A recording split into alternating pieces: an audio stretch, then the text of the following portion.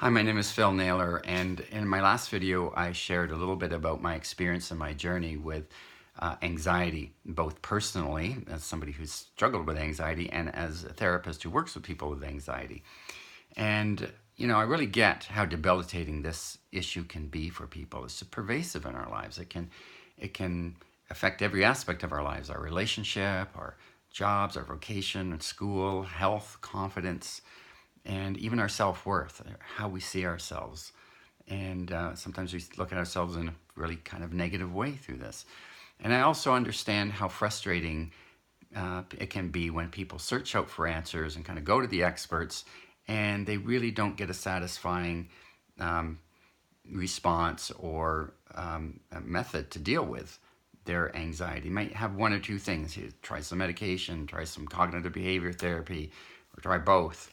Um, Everybody may have their one particular angle that they work with, but often that may not fit for people. That particular method doesn't necessarily resonate or work with people, and it's just not for them, and they aren't given many other options or alternatives.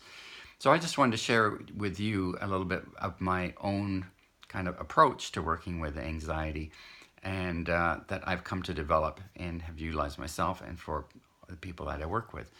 So I call this the four-step method, or really kind of a four-pillar approach to working with anxiety. So the first pillar that I utilize is understanding. So, and there's a number of things that people need to understand or get about anxiety and living with anxiety. And first of all is, what is anxiety?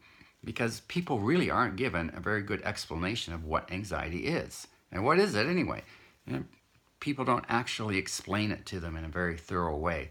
And just to do briefly, and I can't go in depth right now on this, but basically anxiety is both a physiological and a psychological issue. On a physiological side, it's rooted in our autonomic nervous system, in our fight-flight mechanisms, our survival mechanisms. So it's there to help us to discern and respond to a threat or danger. It's physical threat or danger in particular. So, if we're walking through the woods and the bushes are rattling and the bear comes out, and it's like, oh, our brain recognizes that's dangerous, that's a threat. I got to do something like right now. And so we launch this response that's meant to mobilize us physically as quickly as possible. Shot of adrenaline, our heart rate goes up, and we breathe fast and shallow, and there's all this cascade of hormones and neurotransmitters and all kinds of things. And people that have anxiety know that feeling, the physiological side of that.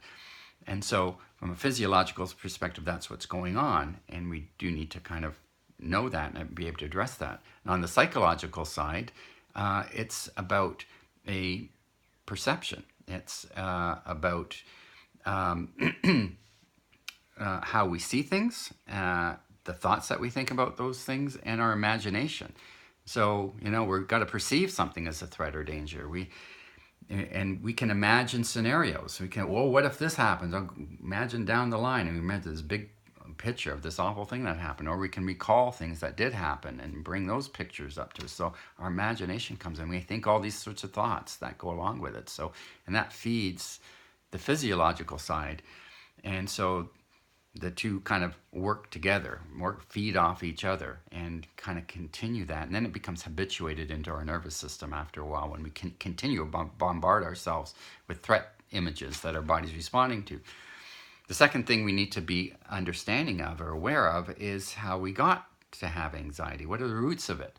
We need to understand that, just like I gave some examples of my own experience, often things in our past, especially in our childhood, certain experiences happen that, sensitize us to things, little traumas that we have, and that sets off a anxiety response, and that gets built on as we grow through different kinds of other experiences, or little and big traumas that happen.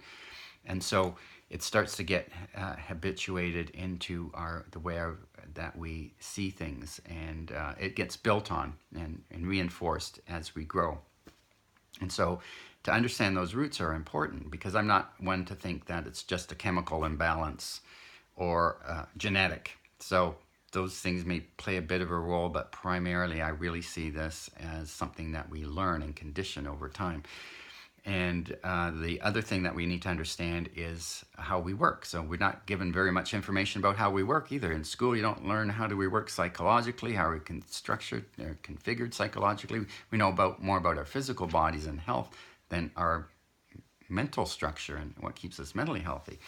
And so we need to understand that, things like conscious and unconscious, the conscious and unconscious mind, and how those two work together and how they're different, and how the unconscious works, and how we are creatures of habit, that we develop habitual patterns very easily, which is mostly a good thing because we want things to be kind of automatic, but sometimes that works against us. So we have ways of thinking, viewing, thinking, and understanding that are habitual, and we have behavior patterns that are habitual too, and these get reinforced over time. And so we really need to understand all these aspects about how we work so we can start to see how we've gotten this anxiety and see ways to get out. So that's the first pillar. The second pillar is about self-awareness. So we really need to, again, raise our consciousness here, because self-awareness is expanding your consciousness, expanding your awareness of who you are, becoming a less unconscious person and more conscious person, so you can start to observe and see these patterns in you, to see when the core beliefs and fears are arising and what they are, and to be able to address them when they do. And so we really can't change what we're not aware of. So heightening our awareness and using that as a skill or practice is really important.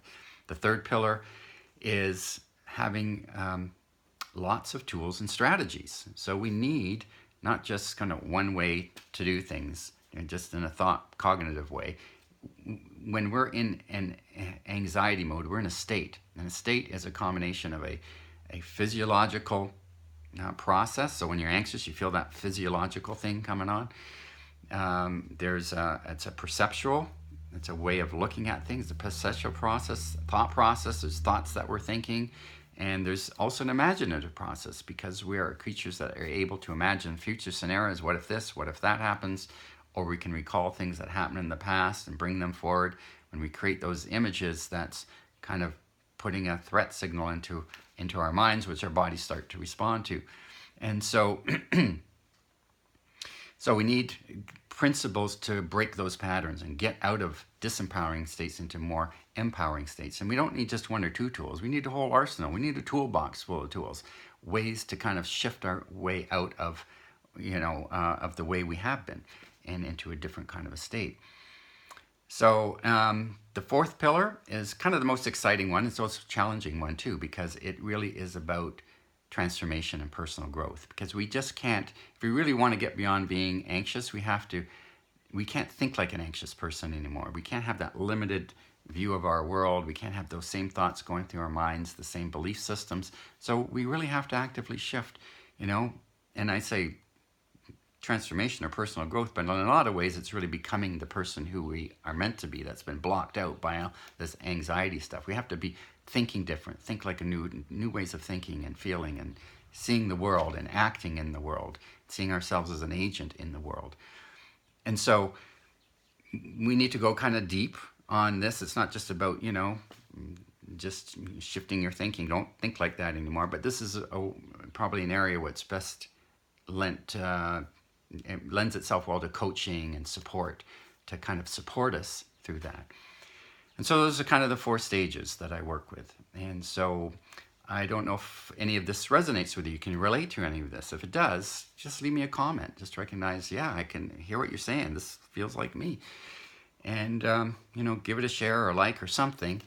And if you feel that you'd like to connect with me and find out a little bit more further about how I might be able to help, you can just send me a message on Facebook Messenger, or just type chat in the chat box and in the comments section, and I'll get back to you as soon as I can. So, but anyway, I hope this has been useful, and thanks for watching.